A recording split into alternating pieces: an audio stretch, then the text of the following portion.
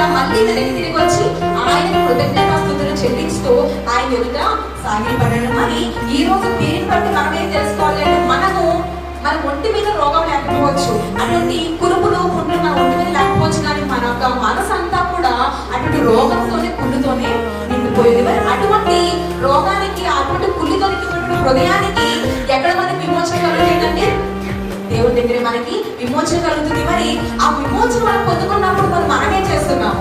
అలాంటి విమోచన పొందుకున్నప్పుడు దేవుడికి కృతజ్ఞతాస్తుతులు చెల్లించే వారిగా మనము ఉంటున్నామో ఉండట్లేదు. కానీ మన పట్ల దేవుడు చేసే ప్రతి చిన్న కార్యానికి కూడా మనం ఆయనకి కృతజ్ఞతాస్తుతులు చెల్లించే వారిగా ఉండాలి. తర్వాత విశ్వాసము ఏం చేస్తాయంటే విశ్వాసం వల్ల కలిగే ఒక అద్భుత కార్యము స్వస్థత. కానీ ఈ రోజు మన తీరదేమో అనుకున్నాం.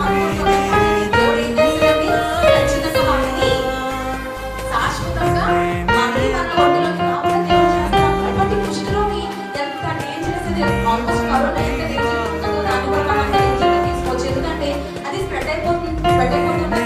పురుగులు వచ్చేస్తాయి, దాంట్లో బ్యాక్టీరియా ఇన్ఫార్మ్ అయి పురుగులు పట్టేస్తే పురుగులు కూడా చాలా ఇబ్బంది పెడుతూ ఉంటాయి. కంట్లో కూడా పురుగులు అన్ని ఏర్పడిపోయి చాలా బాధపడుతుంది రోగం.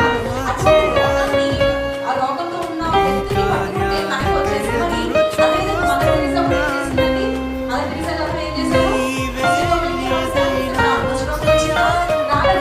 విశ్వాసము దేవుడి పట్ల ఇలాంటి వారికి సేవ చేయడం వల్ల నాకు అది వచ్చిన